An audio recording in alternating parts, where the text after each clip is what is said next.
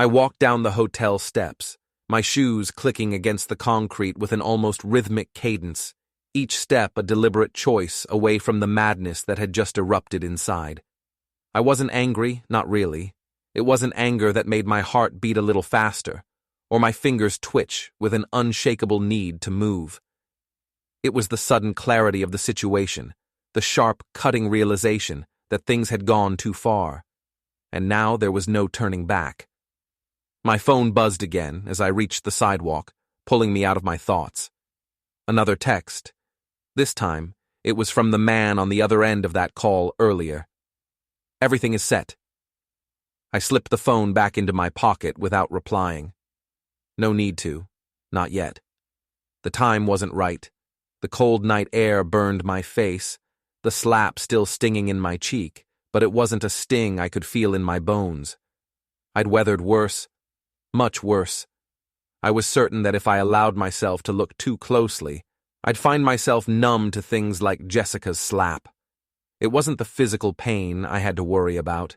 It was the emotional distance I'd been building up over the years, a chasm I couldn't fill with the kind of affection most people seem to get so easily. The phone buzzed again. Another text. Delivery confirmed. That was fast. But then again, Garrett's people weren't known for wasting time. I stuffed my hands in my pockets and turned down the street, away from the hotel. The riverside would be fine without me. Hell, they were probably better off without me. The city felt quieter than it had before. It was like I was seeing it through a different lens. The glowing streetlights cast long, twisting shadows, and the sounds of the city, the hum of cars, the low murmur of people, all seemed so distant now. Every step I took away from the hotel seemed to bring me closer to something that had been waiting for years, something I'd buried under years of pretending. It was as if the last 10 years of my life had been one long performance, a slow, drawn-out farce where I had been cast as the fool. A part I'd played well, even enjoyed for a while, but not anymore. As I walked, the weight of my thoughts grew heavier. I couldn't help but think about David. How had he turned into someone like this?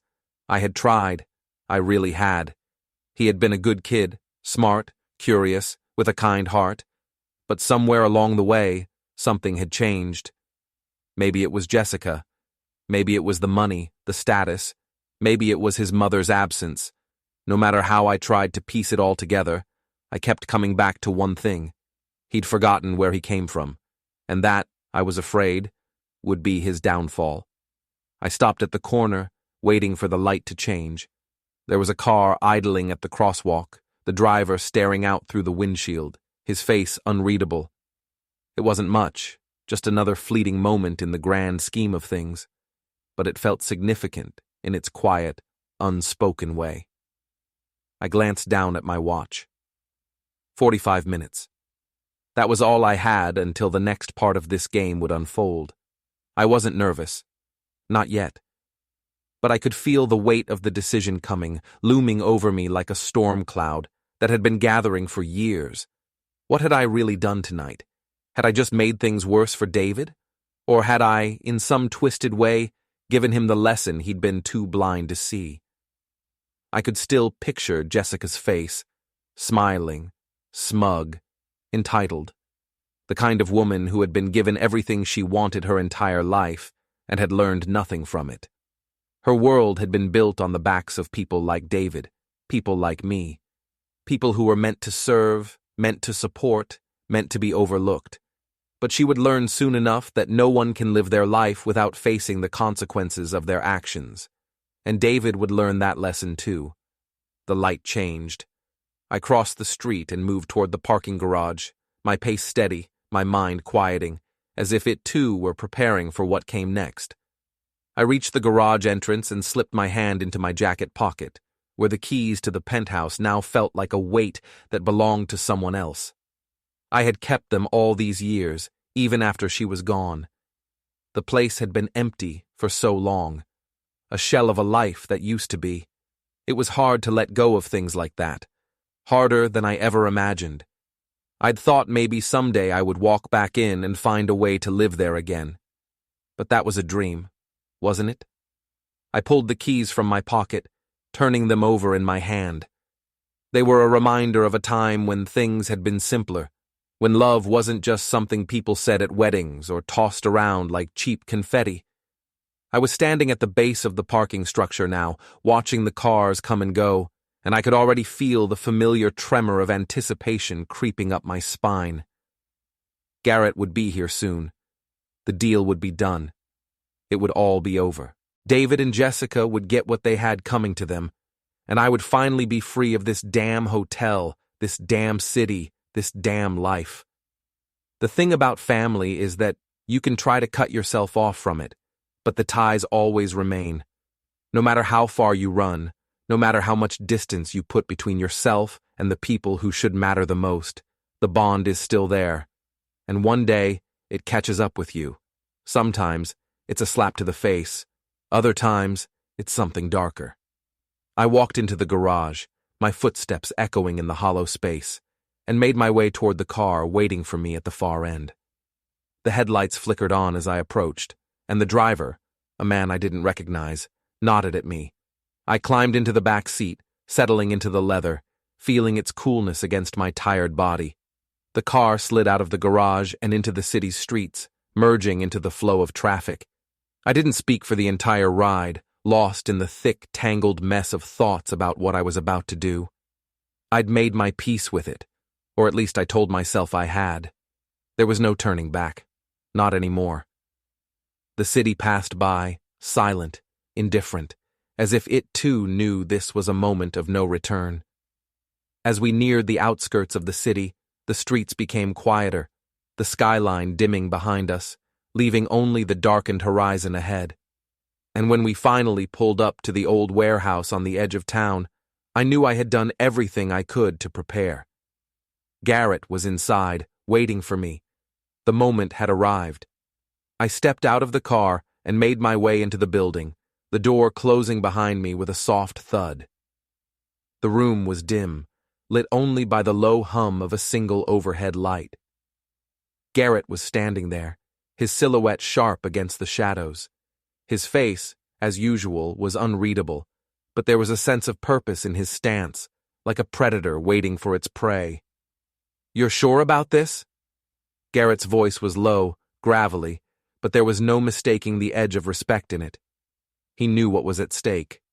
I nodded. "We go in 2 hours." And just like that, the final pieces of the puzzle clicked into place. David and Jessica wouldn't know what hit them. Before we continue, we ask you to subscribe and like the video to help the channel grow. Tell us which city you are from in the comments. We would like to get to know our audience better. 4 days passed. I didn't bother checking the phone when it rang. I knew who it would be. David had called twice more, but I didn't pick up. I was done talking. Done with the explanations, the begging, the tears that I knew were coming. People like him, like her, they only learned through consequence. They didn't understand the weight of their actions until it was too late. So I let the messages pile up. I sat in my study, the room where I'd spent so many years working, building, creating. The mahogany desk was cluttered with paperwork, but I was no longer in a hurry to get through it all. There were too many memories attached to these documents, too many lives and decisions etched into the pages. I didn't need them anymore. I didn't need to remind myself of how far I'd fallen. I picked up the stack of old photographs, some faded, others crisp and clear, and traced my finger over Sarah's face. She had always been the calm in my storm, the one who could make everything feel like it was going to be okay. And then cancer had come, swift and unforgiving, taking her from me in a way that left a gaping hole in my chest, a hole that nothing had been able to fill since. The keys to the penthouse lay on the desk beside me, gleaming in the low light. I hadn't thought about them much. I didn't need to. Jessica hadn't come for them again, which wasn't surprising. She knew better than to press. She thought she had David wrapped around her finger. Maybe she did. but there was still a part of him that remembered me, just enough to hesitate before making his next move. The phone rang again. I glanced at the screen, but didn't pick it up. I didn't need to hear his voice crack again, didn't need to hear him try to convince me that everything was fine, that everything could go back to normal. His idea of normal, anyway. The voicemail icon lit up. "Dad, it's me again. I don't know what to do. The investors are pulling out left and right. Even the ones who seemed solid, they're all gone. I've been trying to reach you, but you won't pick up. Please, I don't know what you're trying to do, but I need you. You have to fix this. Call me back." I deleted it without a second thought. The next few days were more of the same.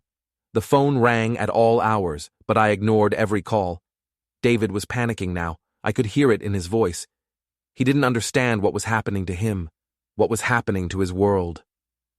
Outside, the city hummed along like it always did, indifferent to my problems, indifferent to the slow crumbling of David's life. Manhattan didn't care about the men and women who built their fortunes here, just as it didn't care when they fell. It was all a game to the city, and right now, David was losing. I didn't care if he noticed. Thomas Garrett's email pinged again. Phase 2 complete. The first round of checks on David's business partner came through. There's enough in the records to make people question everything. The partner's getting antsy, and the calls are already being made. More investors are pulling out. David's name is becoming more toxic by the hour. You're right. He's forgotten who he is. I responded quickly. How long until phase 3? 2 days at most. The pressure is mounting. His partner's already discussing a possible exit strategy. We're almost there. I smiled, but it wasn't a smile of joy. It was one of cold satisfaction. The pieces were falling into place, just like I knew they would. The groundwork had been laid years ago. Slowly, carefully. You didn't build a reputation like mine overnight, and you didn't tear it down overnight either. But when the time came, when you finally had enough leverage to make someone understand the price of their arrogance, you didn't hesitate. David called again that night, but I didn't answer. He left another message. "Dad, please pick up. I don't know what's happening. I've got nothing left. The bank's threatening to call in the loans. She's gone. She says I'm a failure, that I've ruined everything. But I don't know what's happening. You've got to help me, please." I leaned back in my chair, the cool leather creaking under me. He didn't understand. None of them did. He thought it was about the money, about the projects he was losing. But it wasn't. It was about respect. And he had lost that the moment he stood by and let Jessica treat me like I was nothing. If David had been anyone else, if he hadn't been my son, I would have taken pleasure in watching the collapse. And that made what I had to do harder, but not impossible. I picked up my phone and stared at the screen. For a moment, I considered calling him back. Maybe I could tell him to stop running, to stop fighting a battle he couldn't win. But then I thought about how many times I had bailed him out, how many times I had cleaned up his messes, and I realized that this was his mess to fix. He wouldn't learn any other way. The phone buzzed again. I didn't pick up. 2 days passed. The emails from Garrett came more frequently now, and the words were sweeter each time. Phase 3 underway. The last round of calls made. David's credit score is in free fall. Investors are already looking for ways to distance themselves. The paperwork will be finalized by noon tomorrow. I leaned back in my chair and closed my eyes for a moment, listening to the faint hum of the city outside. The slow, rhythmic beat of life that didn't care about the fragile web of lies people wove to get by. David had made his bed. Now he would lie in it. The doorbell rang. I stood and made my way down the hall, a heavy feeling settling in my chest. For a moment, I thought it might be him, David, coming to beg, coming to understand. But it wasn't. I opened the door to find Jessica standing there, her expression a mix of desperation and anger. She looked like a ghost of the woman she had been at the wedding, her makeup streaked, her eyes wide and frantic. "Where is he?" she demanded before I could say anything. "Who?" "David," she hissed, taking a step forward. "Where is he? What have you done to him?" I didn't answer her. I just looked at her, taking in the sight of the woman who had dared to think she could control everything, including my son. Her chest heaved, the silence between us thick with tension. "He doesn't need your help anymore," I said quietly. Her eyes narrowed. "This is your fault. You're doing this because of the penthouse, because of the wedding. You're ruining everything for him, for both of us." "No," I said, my voice low. "I'm teaching him a lesson, one he should have learned a long time ago." She stared at me, speechless. Then she turned, her heels clicking sharply on the floor as she walked away, her back stiff, her pride bruised. She wouldn't be back. Neither would David, not in the way he had been before. I closed the door behind her and walked back to my study. The final stage was almost set. All I had to do now was wait. The day David left, the silence settled into the apartment like an uninvited guest. It wasn't the kind of silence that brought peace. It was the kind that made you aware of every breath, every creak of the floorboards, every ticking second that passed in an endless loop. The kind that gnawed at your insides, leaving you feeling hollow and exposed. I stayed in the living room for a long time after David walked out, my eyes fixed on the empty space where Sarah had once sat, reading her books, offering advice when I needed it, and always knowing just the right words to say. I let the silence press against me, feeling it wrap around me like a shroud. I hadn't wanted it to come to this, but it had. The choices were made, the damage was done, and there was no way to take it back. The phone buzzed in my pocket again, pulling me from my thoughts. It was Thomas Garrett. I glanced at the screen, then answered. "Did he leave?" Garrett asked, his voice steady, like he already knew the answer. "Yes," I said, my voice distant. "Want me to ease up on him? Give him some breathing room?" I didn't respond immediately. I could picture David, his shoulders hunched, his eyes red and defeated, leaving my apartment like he was walking away from his last chance. The son I had known, the one who used to smile with the kind of innocence that came from not yet understanding the cost of life's mistakes, was gone. He had been replaced by someone who thought the world owed him something, someone who thought success came without consequence. "No," I said finally, my voice cold. "Phase 3, keep going." "Understood." I hung up and sat there for a moment longer, staring at the empty chair across from me. I had done what I needed to do, but the weight of it still pressed on me, a constant reminder of how far David had fallen. I hadn't wanted him to lose everything. I hadn't wanted him to face this kind of destruction. But sometimes you had to watch people fall to make them realize they had wings all along. David would find a way to pick himself up.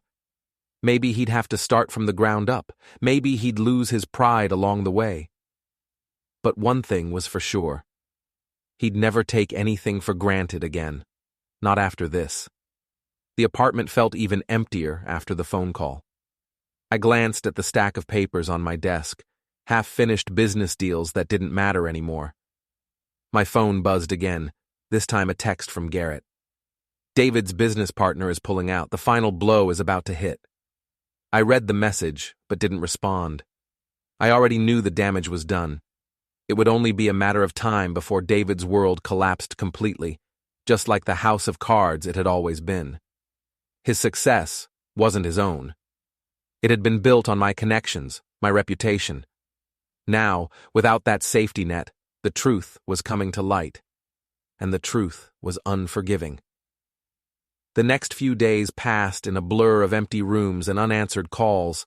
I didn't expect David to reach out, but part of me thought he might. Maybe he'd swallow his pride. Maybe he'd come back to me, asking for help. But he didn't. Not even a word. It was as if I had become a ghost in his life. The world outside continued its relentless march. The city didn't stop to acknowledge the collapse of one man's life. The sun rose and set. Taxis honked their horns, and people moved through their daily routines as if nothing had changed. But everything had changed. And I couldn't shake the feeling that I had made a decision that would reverberate for years to come. 2 more days passed. Thomas Garrett's text arrived like clockwork. He's completely cut off. His partner's gone. The last investors are out. His assets are frozen. He's done. I read the message and set my phone down on the desk. For a moment, I felt something like satisfaction, but it was quickly replaced by a sense of emptiness, the kind that settled deep in your chest, like a stone lodged there, unmovable. I hadn't been wrong. I had done what was necessary. But now, the weight of that decision felt heavier than I had anticipated. It was the silence that got to me. The quiet in the apartment, the empty chair, the absence of David's voice. It made me realize how much of my life had been spent on the edge of this precipice, holding on to something that was always slipping away. My relationship with David, my relationship with the city. Everything had been held together by fragile threads, and now those threads had snapped. I stood up and walked over to the window, looking out at the city below. Manhattan, as always, was alive with movement. But in my mind, everything felt still, frozen. The city's lights shimmered against the dark, but it felt distant, almost like a painting I could no longer reach. The doorbell rang, pulling me from my thoughts. I hadn't expected anyone. Not now. Not when everything felt so final. But I moved toward the door, curiosity tugging at me. I opened it to find Jessica standing there, her expression hardened, her eyes red. She didn't look like the woman I had seen at the wedding, full of confidence and entitlement. Now, she looked like someone who had been broken, shattered by the very world she thought she could control. "Where is he?" she demanded before I could say anything. Her voice was trembling, but there was an edge to it, like a blade hidden under silk. "Who?" "David," she said, stepping forward, her face a mix of anger and desperation. "I've been trying to reach him. He won't return my calls. I need to find him." "I think you should leave," I said, my voice calm but firm. "Don't tell me what to do," she snapped. "I know what you did to him. You destroyed him. You've ruined his life. I won't let you get away with it." I didn't flinch. I had nothing left to say to her, nothing left to prove. The woman who had slapped me, who had humiliated me in front of 300 people, didn't deserve an explanation. She had her part in this too, but she wasn't the one who mattered. David was. "You need to go," I repeated. Her eyes flickered with something, fear maybe, or realization. But she didn't argue. She turned and walked away, her heels clicking on the floor, sharp and cold. I stood there for a moment, watching her retreat down the hall before I closed the door behind her, another piece of the past falling away. The phone buzzed again. I didn't look at it this time. I didn't need to. I knew what it would say. Phase 4 complete. David's credit is officially destroyed. No one will work with him again. I set the phone down and walked back to the window, looking out at the city once more. It had always been a place of power, of success, of opportunity. But now, it felt like a foreign land, a place I no longer belonged. And David? He would have to learn to navigate it without me, without anyone. It was time for him to grow up, and for me to let go. The city was still buzzing, still alive, still moving forward. But for the first time in years, I felt like I was standing still, waiting for something I wasn't sure would ever come. The evening after David left, the apartment felt emptier than it had in years. The space echoed with the absence of footsteps, the absence of someone who had once been the center of my life. I sat in Sarah's chair, where she used to sit and tell me stories about the future, about the man our son would grow into. She'd had this hope in her eyes, a quiet faith that no amount of failure could erase. I used to share that faith once. Now I wasn't so sure. The keys to the penthouse sat on my desk, untouched. I had given them to David, but I wasn't sure if he would ever be able to return. Not until he had earned it. Not until he had earned his place in that space. Her space. The phone buzzed on the desk again. It was Thomas Garrett. I didn't have to read the message to know what it said.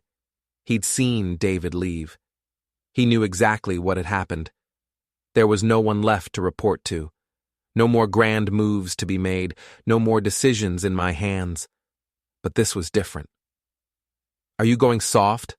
Thomas had written, as if he was questioning my resolve, as if he hadn't been the one helping me push David into the fire, as if he didn't know the cost of doing what needed to be done. "No," I typed back, just letting him climb out on his own. I could almost hear Garrett's silent laugh through the phone, the way he would have let out that low, almost amused breath. He understood power, understood how to wield it, how to break people, how to bend them to your will. But even he knew there was a time when you stopped controlling things, when you let go and saw if the pieces would fall together on their own. "And if he falls again?" Garrett's response was short, sharp. I sat back in my chair, the weight of the question pressing down on me. What would I do if David fell again? What would happen if he couldn't make it out on his own? I thought about everything I had done for him, everything I had built, everything I had sacrificed, all the connections, all the loans, all the guarantees. And then I thought about Sarah, about how she had always believed in him, believed in me. And I thought about that one small moment where David had looked at me like he saw me for the first time, and maybe, for the first time, he saw himself too. I didn't know the answer. Not for sure, but I had to believe that maybe, just maybe, he could do it. "Then he falls," I typed, "but at least he'll fall as a man."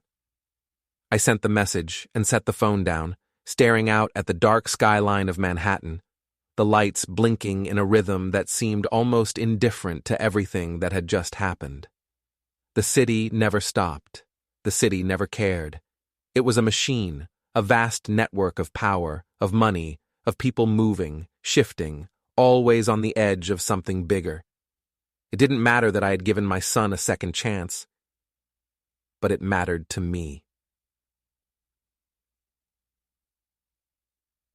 3 weeks passed. David didn't call.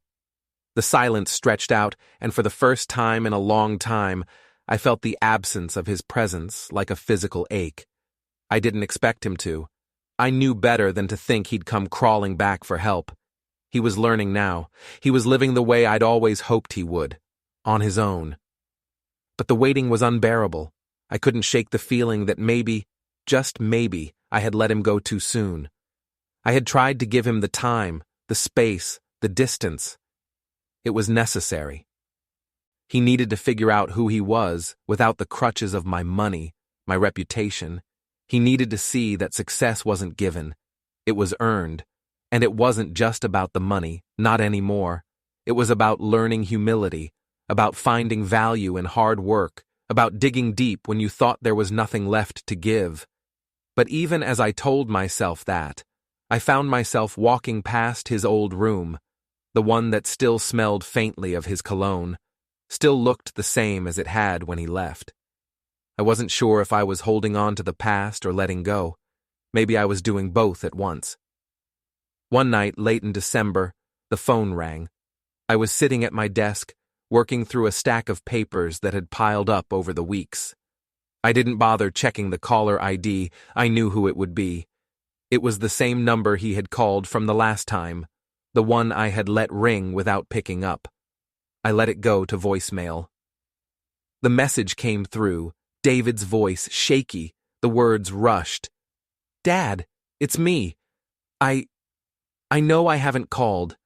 I don't know what I was waiting for. I don't know why it's so hard to just pick up the phone and talk to you. But I need to. I just wanted to say that I'm doing better. I've been working, really working. It's hard, but I don't know. I think I'm getting it now. I think I'm finally understanding what you meant. And I'm sorry. For everything. I know I don't deserve your forgiveness, but I'm trying to be better, and I hope you can see that. Call me, please, when you're ready." I stood there for a long time after listening to the message, the words settling in my chest like an old wound that hadn't healed properly. I hadn't expected him to come around so soon. I hadn't expected him to realize that he had to work for it, to really understand what it meant to be independent. I wasn't ready to call him back. Not yet. But I knew, deep down, that the door was no longer closed. A few more days passed, and then David showed up at the door. It wasn't a grand gesture, not some dramatic moment of reconciliation. It was quiet, like everything else in this long process had been. He stood there, looking worn, thinner than I remembered, his clothes a little too tight, a little too frayed. But there was something different in the way he carried himself, something I hadn't seen before. He was no longer a child pretending to be a man. He was learning what it meant to truly stand on his own. "Can I come in?" he asked, his voice tentative, unsure. I nodded. We sat in the living room, the same place where we had shared our last conversation months ago. The same room where everything had changed, but this time, it felt different. There was no tension, no anger, just two men, one older, one younger, trying to find a way back to each other. "I came to apologize," he said finally, his words coming out like they were meant to be heard, meant to be understood. "For what specifically?" I asked, genuinely curious. He paused, and I saw his eyes drop to the floor, like he was trying to find the right words. "For everything," he said. "For letting Jessica treat you like that, for not defending you, for taking everything you did for me and acting like I deserved it, for being an entitled asshole who didn't appreciate what he had until it was gone." His words sounded rehearsed, like he had practiced them in his head over and over, but the sincerity in his voice was unmistakable. "I lost everything, Dad. My business, my wife, my reputation. I'm working a job I hate for money that barely covers rent. I eat ramen most nights. I haven't bought new clothes in 4 months. And you know what the worst part is?" "What's that?" I asked, though I already had an idea. "I deserved it, all of it. You were right. I didn't build anything. I just spent your money and used your name and convinced myself I was successful, but I wasn't. I was just your son." "And now?" I asked, leaning forward slightly. "Now I'm nobody," he said quietly. "Just some guy trying to keep his head above water. And it's the best thing that ever happened to me." I nodded, letting his words sink in. I had done what I had to do, and in some ways, it was the hardest thing I had ever done. But now he was standing in front of me, ready to own up to it, ready to face the consequences of his actions. "Good," I said.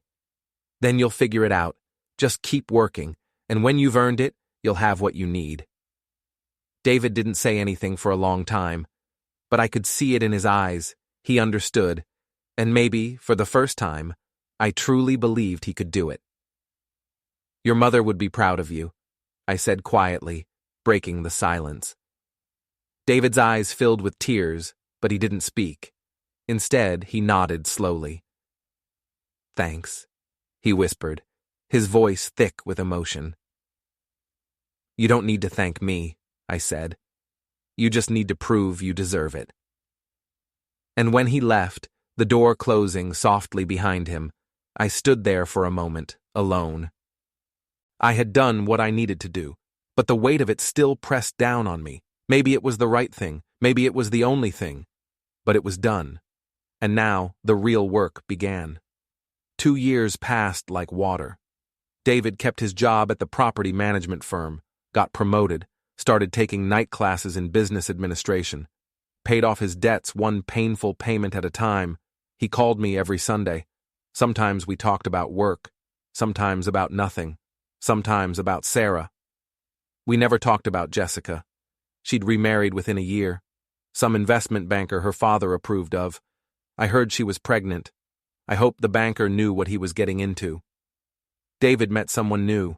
a nurse named Kate who worked in the ER at Presbyterian. She wasn't beautiful like Jessica. She was better than beautiful. She was real. When David brought her to dinner, she asked about Sarah. Actually asked. Wanted to know about my wife, about our life together, about the woman whose keys now hung on David's keychain. David talks about her all the time, Kate said over dessert, about how strong she was, how she always believed in him. She did, I said. More than I did sometimes. He says you gave him tough love, that you saved his life by letting him fail. I didn't let him do anything. I just stopped catching him. Kate smiled. Same thing. Maybe it was. Brought her to the cemetery where we'd buried Sarah under an oak tree. Told Kate that he wanted Sarah's blessing even if he couldn't ask for it in person. Kate said yes. The wedding was small. 40 people in a restaurant in Brooklyn. No orchestra, no champagne fountains, no designer dress. Just family and friends and vows that sounded like promises instead of performances. I stood as David's best man. Felt my son's hand shake as he slid the ring onto Kate's finger. Saw his eyes go to me when the officiant said the words about honoring family and keeping commitments. We both knew what those words meant now. At the reception, David pulled me aside.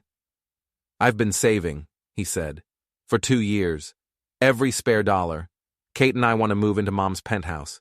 We can afford it now. Barely. But we can do it. The place is yours.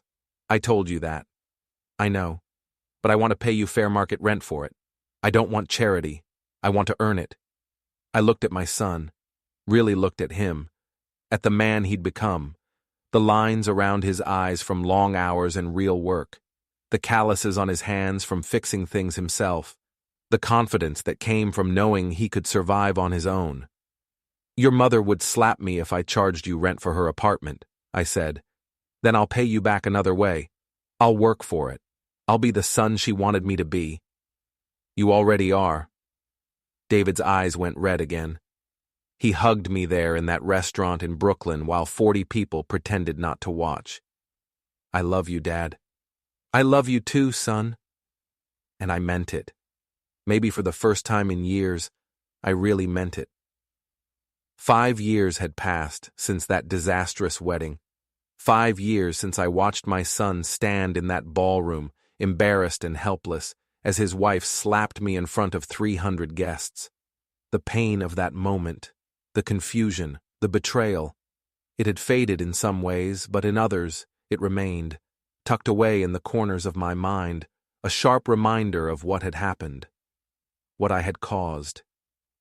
Thomas Garrett's voice on the phone brought me back to the present. I've got something interesting, he said, his tone cryptic. I leaned back in my chair, a mug of coffee in my hands, the steam rising in the quiet morning. I'm retired, Thomas. No more games. This isn't a game. Jessica's in trouble. The words cut through the quiet. I set my mug down on the desk, my mind already starting to churn. What kind of trouble? I asked, my voice steady, though the curiosity crept in. The husband she married after David? The banker? Turns out he was running a Ponzi scheme. FBI arrested him yesterday. Jessica's assets are frozen. Her father disowned her. She's broke and facing potential charges as an accomplice. I let that settle in, processing it slowly. The story felt too fitting, too perfect in its symmetry. Jessica, who had always been so confident, so sure of herself, always thinking the world owed her something, now brought low by her own greed. I felt nothing at all. Why are you telling me? Because she called David yesterday, Thomas continued, asked for help, apologized for everything, said she made a mistake leaving him, that she realizes now what she had. I didn't have to ask what David's response had been. I could picture it clearly. And? I asked, though I already knew the answer. And David told her no, politely, firmly, then called Kate and told her about it. Full transparency. No secrets. I smiled. The relief in that single act of honesty was like a weight lifting from my chest. Good for him. Thought you'd want to know, The universe has a funny way of balancing scales. It does, I agreed. We hung up, and the apartment seemed emptier than before. I sat there for a while, staring at the photographs on the wall of Sarah and David, of our lives when they still held meaning, when everything was still intact. I thought about Jessica, who had used her charm to manipulate and control, to get what she wanted, and now she had nothing. And I thought about David, who had lost everything through my own actions, but had rebuilt his life with his own hands, with his own effort. The difference mattered. I didn't feel sorry for Jessica. I didn't feel vindicated either. I just felt tired. I leaned back in my chair and closed my eyes, the weight of the years settling in. It wasn't about revenge anymore. It wasn't about the mistakes of the past. It was about what I had done to get here, and what had happened to David in the process. I didn't know what to feel. Maybe I was tired of fighting. Tired of fighting the city, tired of fighting my son, tired of fighting the ghosts of the past. I was just ready for peace. My phone buzzed. I picked it up without thinking. David's name appeared on the screen. "Hey, Dad," he said. "Kate and I were wondering if you wanted to come to dinner tomorrow. We've got news." I could hear the excitement in his voice, the joy that had slowly come back into his life. My heart skipped a beat, the way it always did when I heard his voice. "Good news?" I asked, a smile tugging at my lips without even meaning to. "The best," he replied, his voice full of the kind of pride that I hadn't heard in a long time. "We're pregnant." The words hit me like sunlight, a burst of warmth that filled the room, filling me with something I hadn't known I was missing. Sarah smiling at me, the way she used to, the way we'd always talked about this day, about David growing up, about him finding his own way. This was everything we'd hoped for, everything we'd dreamed of. "I'll be there," I said, my voice thick, emotion rising in my chest. "Bring your appetite," David said. "Kate's cooking Italian." "Your mother's recipe?" I asked. "The one from her cookbook. Kate's been practicing for weeks." I felt the weight of that, as if it was a gift.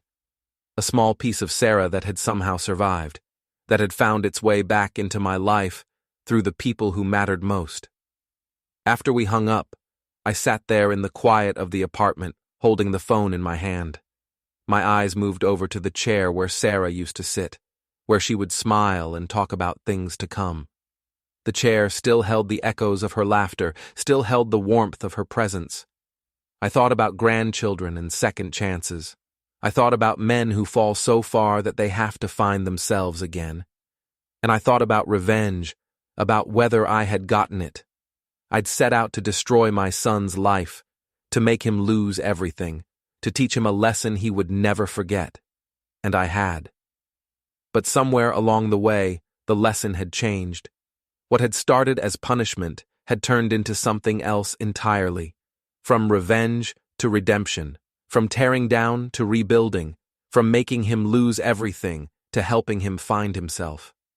I had gotten my son back, not the entitled boy who had stood by while his wife slapped me in front of everyone, but a man, a husband, a father-to-be who understood the value of things earned instead of given.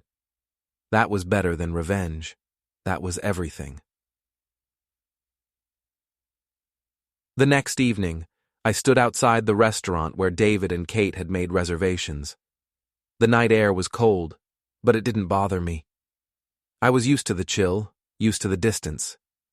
But tonight, it felt different. I could almost feel Sarah beside me, guiding me, as if she were still watching over us. Inside, the restaurant was warm, a soft light hanging over the tables, casting everything in a gentle glow. The smells of garlic and tomatoes filled the air, and I found myself smiling before I even saw them. It had been years since I'd sat down to a family dinner like this. Years since I'd truly felt a sense of belonging. David stood up as soon as he saw me, his smile wide and genuine. He was no longer the broken man who had left my apartment all those years ago. He was steady, grounded, a man who had learned the value of what it took to truly live. He had earned his place in this world, and now he was making a place for others in it. "Hey, Dad," he said, his voice full of warmth, full of pride. He gestured to the empty seat at the table. "We've been waiting for you." I sat down, and Kate offered me a plate of pasta. It was the recipe Sarah had always made for us, the one she would stir late at night in the kitchen, humming to herself as she worked. I could almost hear her voice in the background, the way she would laugh and tell me how I wasn't allowed to take the last bite. "Your mother's recipe," I said quietly, a lump forming in my throat. David nodded, his eyes softening. "It's perfect, Dad, just like you said it would be." I couldn't stop the tears from welling in my eyes, not because of what I had lost, but because of what I had found again. I had gotten back what I never thought I would. My family. The dinner passed in a blur of laughter, shared stories, and the gentle hum of life moving forward.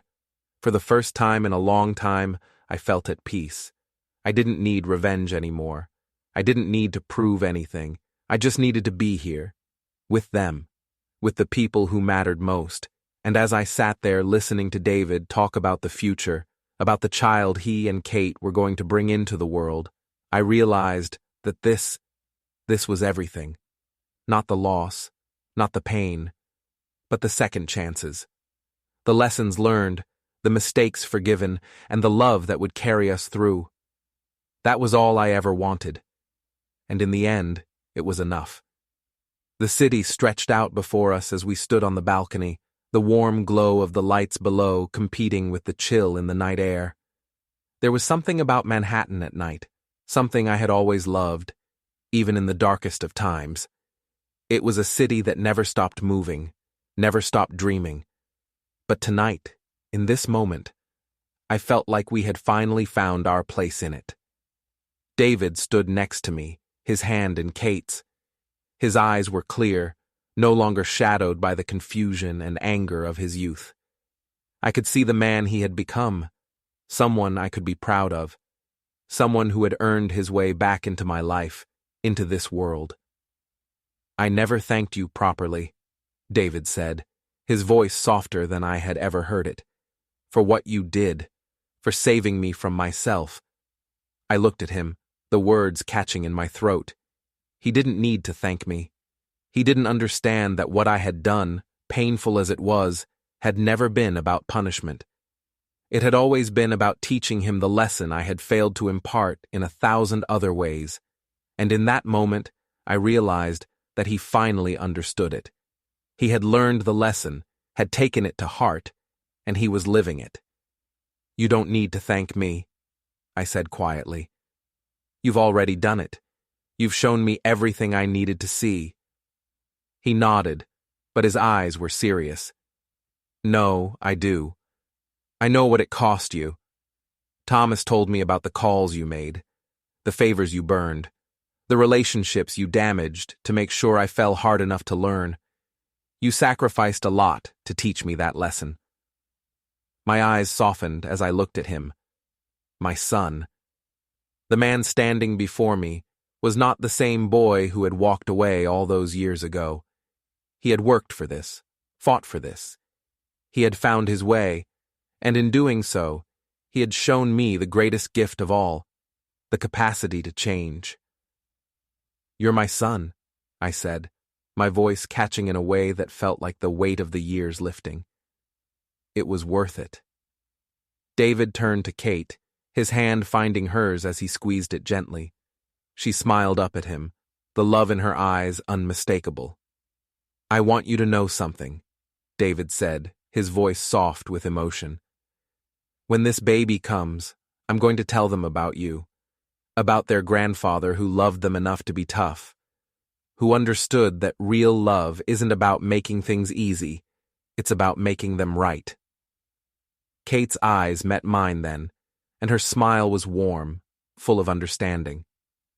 "We both will," she said.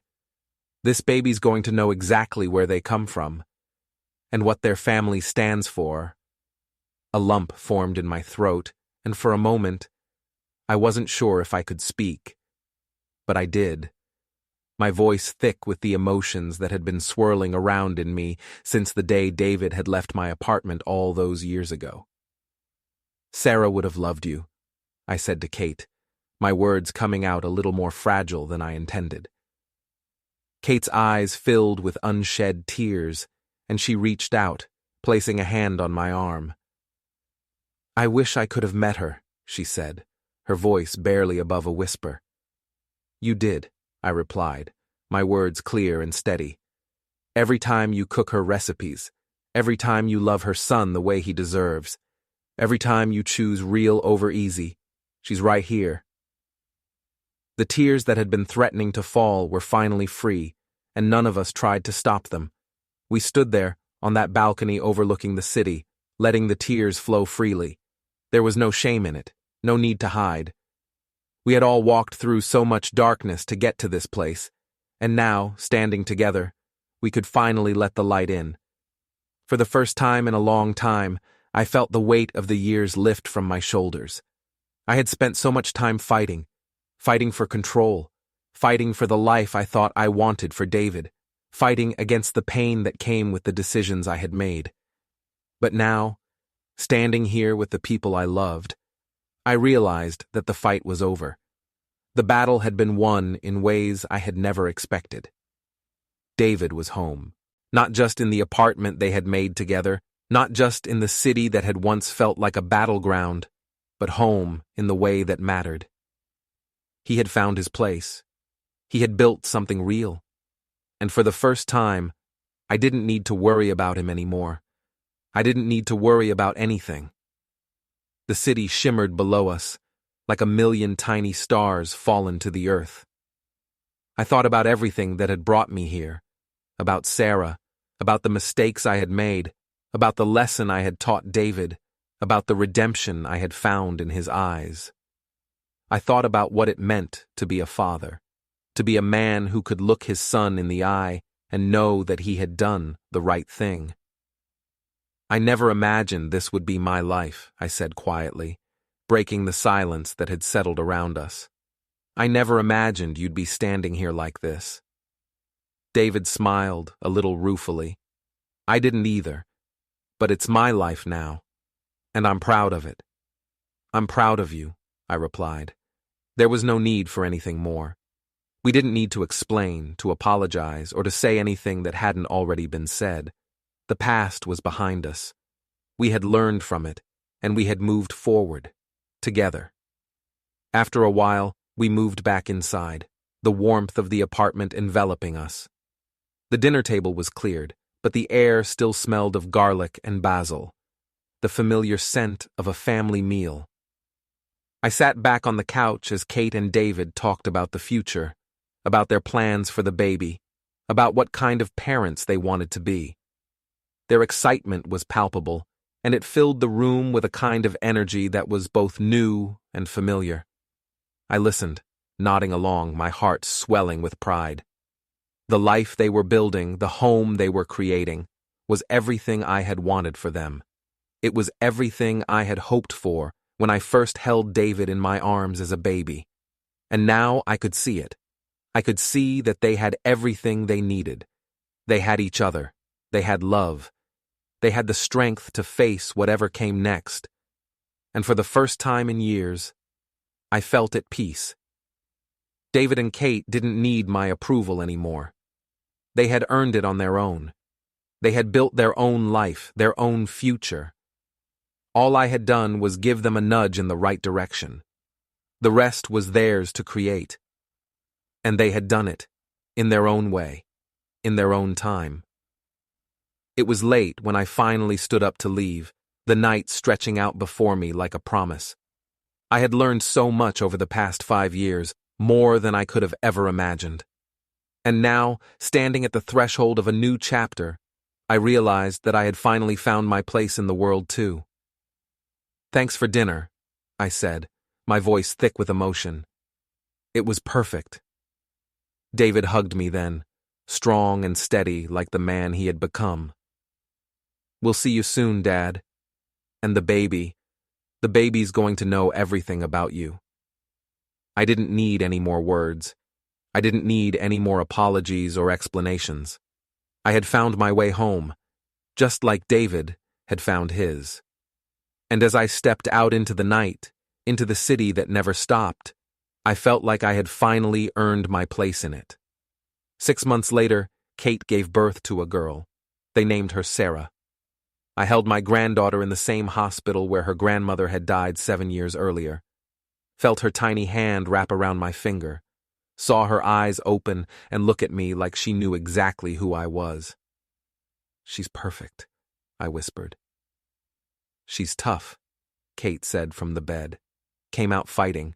Took 6 hours of labor and she still came out screaming." "Like her grandmother," I said. David stood beside me, looking at his daughter with an expression I recognized. The same expression I'd worn when I first held him. Terror and love and desperate hope all mixed together.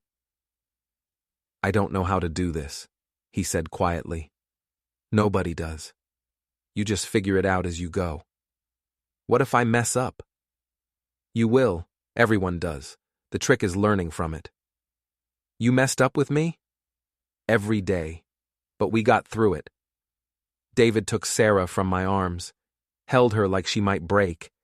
She stopped crying immediately, settling against his chest like she'd found home. "I'm going to be different than you were," David said.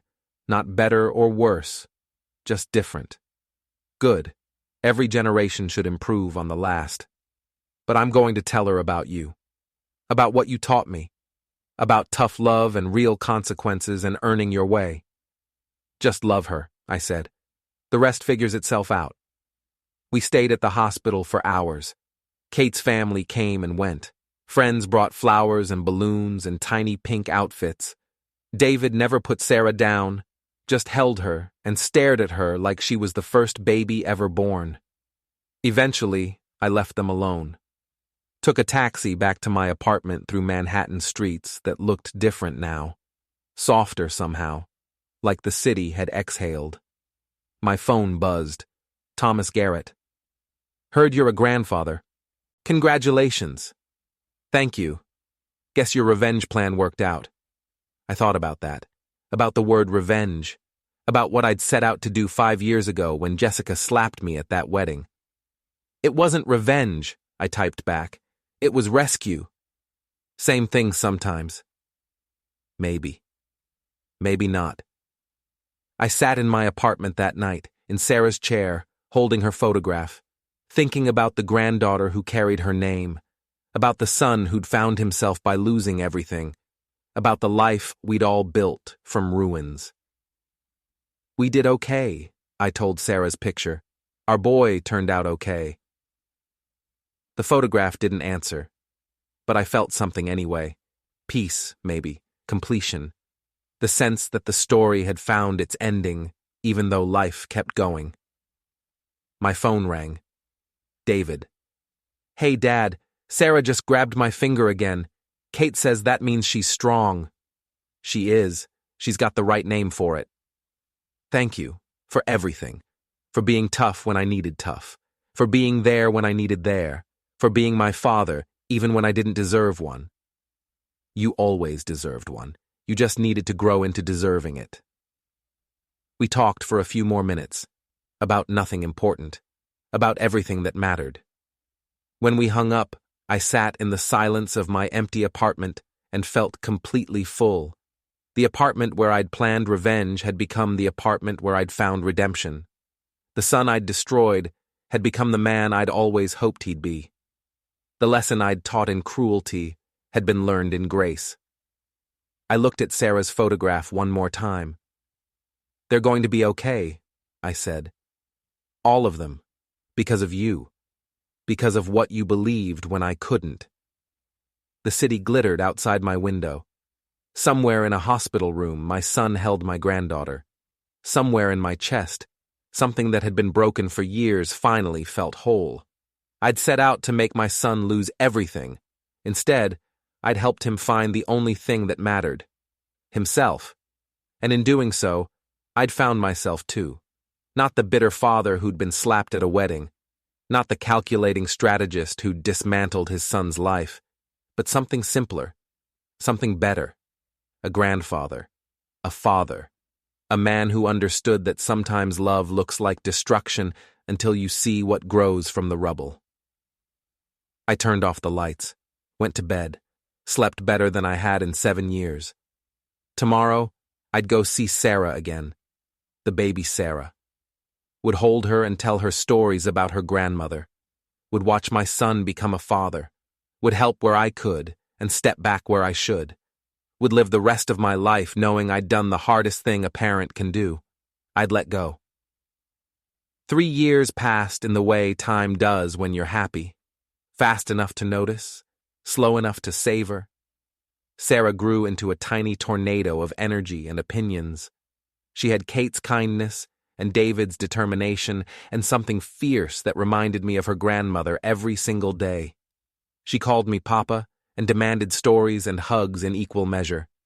David thrived at his job, made regional director, then vice president. But he never forgot those years in Queens eating ramen. Never forgot what it felt like to struggle. He mentored young property managers the way nobody had mentored him. Taught them not just about buildings, but about character. Kate became head nurse in the trauma unit. Came home exhausted most nights, but never too tired to play with Sarah or kiss David or check in on me. I watched them build their life and stayed out of the way except when invited in, which was often. Sunday dinners became tradition. At the penthouse where Sarah's toys now covered the floor and children's books lined the shelves. Where the piano got played again because Kate was teaching Sarah chopsticks. Where laughter replaced silence. One Sunday in October, David pulled me aside after Sarah went down for her nap. "I got a call from Jessica yesterday," he said. I waited. "She's in rehab, court-ordered. Her second husband's trial starts next month and she's named as a potential witness. Her lawyer thinks she might avoid charges if she cooperates." How did she sound? Broken. She apologized again. Said she understood now what she'd thrown away. Asked if we could talk sometime, maybe get coffee. What did you tell her? I told her I forgave her. But I couldn't see her. That I'd moved on and I needed to protect my family. That I hoped she got better, but it couldn't involve me. How do you feel about that? David was quiet for a moment. Sad. Not for me. For her. She spent 10 years chasing money and status and ended up with nothing. While I lost everything and found everything. It seems unfair somehow. It's not unfair. It's consequence. She made her choices. You made yours. I know. But I still feel bad for her. That means you're a good man. Your mother would be proud of that too. Sarah's voice called from the bedroom. Papa, come read. I smiled. Duty calls. I read Sarah 3 books about dragons and princesses and brave knights. She fell asleep halfway through the 3rd one, her hand on my arm, her breathing soft and steady. When I came back out, Kate and David were cooking dinner together, moving around each other with practiced ease, talking quietly about their days. This was what I'd fought for. Not revenge, not punishment, but this. Family that worked, love that lasted, people who understood what mattered. Stay for dinner, Kate said. I made your favorite. Chicken piccata? Sarah's recipe, from the cookbook. I stayed. We ate, we talked, we laughed about Sarah's latest proclamation that she wanted to be a firefighter princess doctor when she grew up. She can be whatever she wants, David said, as long as she works for it. She will, I said. She's got good examples. After dinner, David walked me to the elevator. I never asked you something, he said as we waited. Why did you give me the keys that night? When I came to apologize? I hadn't earned them yet. No, I agreed. But you'd started earning them. That was enough. How did you know I wouldn't fail again? I didn't, but your mother always said you have to give people room to become who they're meant to be, even if they might fall, especially if they might fall, because falling is how we learn to stand. The elevator arrived. I stepped inside. "Dad?" David said as the doors started to close. "Yeah?" "Thank you. For everything. For the tough love and the real love, and knowing which one I needed when." "You're welcome, but you did the hard part. I just got out of your way." The doors closed. I rode down alone, thinking about the man my son had become, and the woman my wife had been, and the child who carried her name. Thinking about revenge and redemption and the thin line between them. I'd set out to destroy David's life 5 years ago, to make him suffer the way I'd suffered when Jessica slapped me, when he stood there and did nothing, when I realized my son had become someone I didn't recognize. But somewhere along the way, destruction became reconstruction. Punishment became education. Revenge became rescue. I'd torn down everything David had built on false foundation so he could build something real on solid ground. And he had. That was worth more than any revenge could ever be. 5 years after Sarah was born, Kate gave birth to twins, a boy and a girl they named Thomas and Eleanor. Thomas, for the man who'd helped me dismantle David's life and inadvertently helped him rebuild it stronger. Eleanor, for Kate's grandmother. I held them both in the hospital and felt the weight of time and legacy and everything that mattered pressing down on my chest in the best possible way. "You're going to spoil them," David said, watching me cradle his son. "That's what grandfathers do. Within reason. No promises." Kate laughed from the bed. "Let him spoil them. He's earned it. Besides, these 3 are going to keep us too busy to worry about spoiling." She was right. The twins were chaos incarnate. Thomas cried unless he was being held. Sarah, now 5, was convinced she was their mother and tried to boss everyone around. It was perfect. I helped where I could, brought groceries, held babies, read to Sarah, gave David and Kate breaks when they looked like they might collapse from exhaustion. But mostly, I watched. Watched my son become the father I'd always hoped he'd be. Patient, present, strong enough to be gentle. One night, after the twins were finally asleep and Sarah was in bed, I sat with David on the balcony. "I'm tired," he said. "All the time. Bone tired. But happy tired. Is that normal?" "That's parenthood, exhausting and exhilarating in equal measure." "How did you do it? Raise me? Run businesses? Take care of Mom when she got sick?" "One day at a time. Sometimes 1 hour at a time. You just do what needs doing." David nodded, sipped his beer, looked out at the city. "I think about that wedding a lot," he said. "The moment Jessica slapped you, the moment I didn't do anything. It feels like a different lifetime." "It was. You were a different person. I was an asshole. You were lost. There's a difference. Is there?" "Yes. Lost people can find their way. Assholes usually don't want to." David smiled. "When did you know I'd find my way?" "The night you came to apologize. Not because you apologized, but because you meant it. Because you'd learned something real from suffering something real. That's when I knew. And if I hadn't learned, then I would have let you stay lost, because I loved you too much to keep enabling you. Sometimes the most loving thing you can do is nothing." We sat in comfortable silence. The city breathed below us. Inside, Kate was probably sleeping while she could. The twins were probably dreaming baby dreams. Sarah was probably plotting tomorrow's adventures. "Thank you," David said finally, "for loving me enough to let me fall, for being strong enough to walk away, for giving me the chance to become someone worth being. You were always worth being. You just needed to discover it yourself. I want to do that for my kids, teach them to work, to earn, to understand that value comes from character, not from money. But I don't want to do it the way you did it. I don't want to destroy them to save them. You won't have to. You know what matters now. You can teach them from the beginning what I had to teach you the hard way. What if I mess up? You will. Everyone does. The trick is failing forward, learning from mistakes instead of repeating them." David finished his beer, stood up, stretched. I should sleep while I can. The twins will be up in 3 hours wanting to eat. Need help tomorrow? Always. But you don't have to. I know, but I want to. That's what grandfathers do. He hugged me, went inside, left me alone on the balcony with the city and the stars and my thoughts. I thought about Sarah, my Sarah, the one who died 7 years ago, wondered what she'd think of all this, of the granddaughter with her name, of the grandson named after the man who helped destroy our son to save him, of the life that had grown from the ruins of revenge.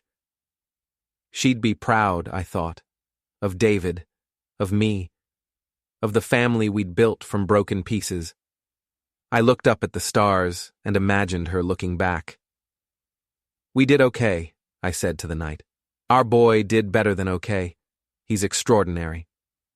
The stars didn't answer. But I felt something anyway.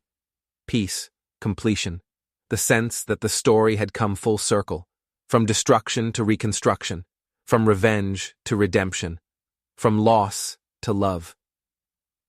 I went home to my empty apartment that didn't feel empty anymore, because just down the hall, my family was sleeping, my son was dreaming, my grandchildren were growing, and somewhere among the stars, Sarah was smiling. That was enough. That was everything.